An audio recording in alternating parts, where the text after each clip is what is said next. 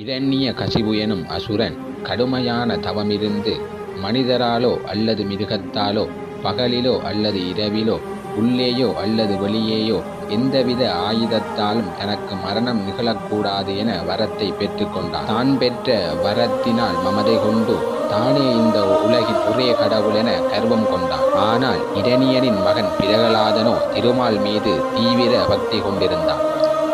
இதனால் ஆத்திரமடைந்த இரணியன் பிரகலாதனுக்கு பல தடைகளை உண்டாக்கினான். எனினும் ஒவ்வொரு முறையும் திருமாலின் அருளினால் பிரகலாதன் காப்பாற்றப்பட்டான். இதனால் ஆத்திரமடைந்த இரணியன், உன் கடவுள் எங்கே இருக்கிறார் என கேட்டு பக்கத்தில் இருந்த தூணை எட்டி உதைத்தார்.